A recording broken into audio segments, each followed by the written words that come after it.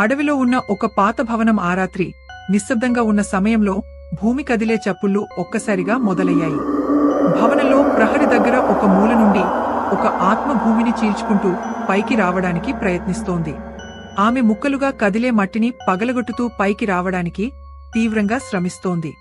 కొన్ని క్షణాల తరువాత ఆమె చివరికి విజయవంతమై భూమిపైకి వచ్చేసింది. ఆమె కోపం, ప్రతీకారంతో రగిలిపోతున్నట్టుగా కనిపించింది. ఆమె కళ్లల్లో ఎర్రని నిప్పులు అగ్నిలా కనిపిస్తాయి. ప్రతి అంగం వణుకుతోంది.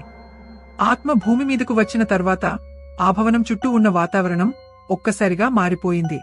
వర్షం లాంటి గాలి ఊపిరి తెచ్చుకుంది. వృక్షాలు కదిలాయి. పక్షులు భయంతో ఆడుతుంటే ఆత్మ ముందుకి కదలడం మొదలుపెట్టింది. అవినాష్ ఒక బిజినెస్ మ్యాన్.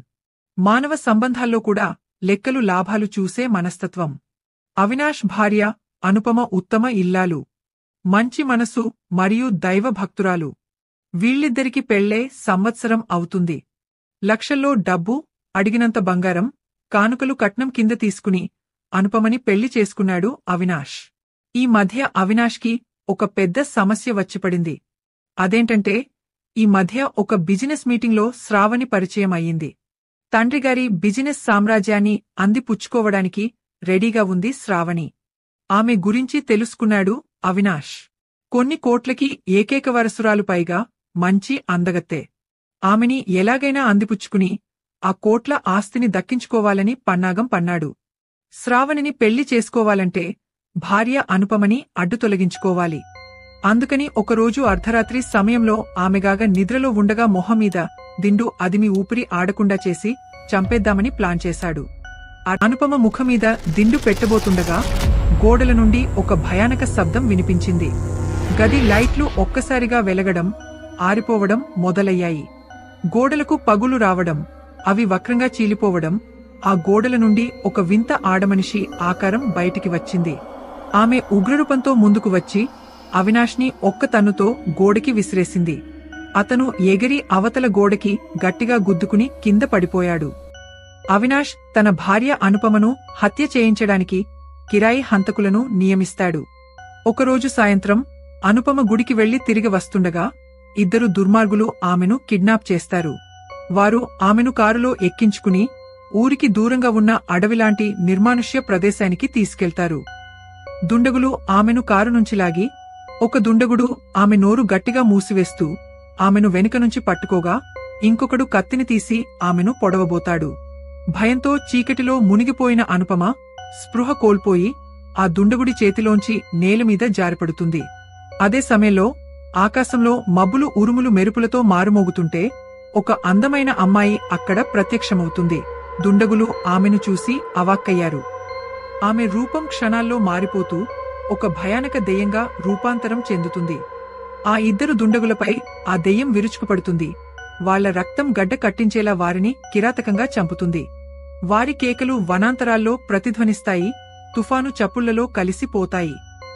కిరాయి దుండగులతో కాదనుకుని అనుపమని చంపడానికి తనే ప్లాన్ చేస్తాడు అవినాష్. అనుపమని ఒక సాయంత్రం కారులో ఎక్కించుకుని ఊరికి చాలా దూరంగా ఉన్న పాడుబడిన బంగ్లాకి తీసుకుని వస్తాడు. అక్కడ తన చేతులకి గ్లోవ్స్ వేసుకుని జేబులోంచి పిస్టల్ తీసి ఆమెని బెదిరించి, నా చావుకి నేనే కారణం, జీవితమీద విరక్తి కలిగా ఆత్మహత్య చేసుకుంటున్నాను అని అనుపమ చేత బలవంతంగా ఉత్తరం వ్రాయిస్తాడు. శ్రావణి గురించి భార్యకి చెప్పి పిస్టల్ ఆమె చేతికి ఇచ్చి కణతల దగ్గర కాల్చుకోమని బలవంతం చేస్తాడు. అనుపమ ఈ పని వద్దని ఏడుస్తూ వేడుకుంటుంది.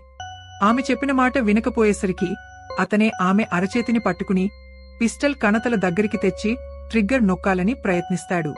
అనుపమ పెనుగులాడుతుంటుంది. అనుపమ భయంతో చచ్చే సమయం దగ్గరగా ఉందని భావిస్తూ ఏడుస్తూ వేడుకుంటూ తన ప్రాణాలు కాపాడుకోవడానికి ప్రయత్నిస్తోంది. కాని అవినాష్ కొంచెం కూడా కృప చూపించకుండా ఆమె చేతిని పట్టుకుని పిస్టల్ను మరింత దగ్గరగా తీసుకువచ్చాడు. వాతావరణం ఒక్కసారిగా మారిపోయిందాయి. ఆ పాడుబడ్డ భవంతి మొత్తం కదులుతున్నట్టుగా అనిపించింది. అనుపమ గుండెల్లో ఉన్న భయం మరింత పెరిగింది. అవినాష్ ట్రిగ్గర్ను నొక్కబోయే క్షణంలో ఒక దెయ్యం ప్రత్యక్షమైంది. ఆ దెయ్యం తన దృష్టిని అవినాష్పై నిలిపింది. అవినాష్ ఒక్క క్షణం తడబడ్డాడు. పిస్టల్ ఆమె వైపు గురిపెట్టి ట్రిగ్గర్ నొక్కబోయాడు. కాని అది చాలా ఆలస్యమైంది. ఆ దెయ్యం అతని మీదకు ఉరిమి పడింది. అతనిని అసాధారణ శక్తితో దాడి చేసింది. అవినాష్ భయంకరమైన అరుపు ఆ బంగ్లాలో ప్రతిధ్వనించింది. అతని శరీరం ముక్కలు అయింది. అనుపమ ఆ ఘోరాన్ని చూసి భయంతో కదలకుండా నిల్చుని ఉంది. దెయ్యం అతన్ని కడదాకా చంపింది. అనుపమని కాపాడింది లావణ్య. ఒకప్పుడు ఒక మగాడైన తన మొగుడి చేతిలో హత్యకి గురై ఆ పాడుబడిన బంగ్లాలో మర్రి చెట్టు కింద పూడ్చబడింది.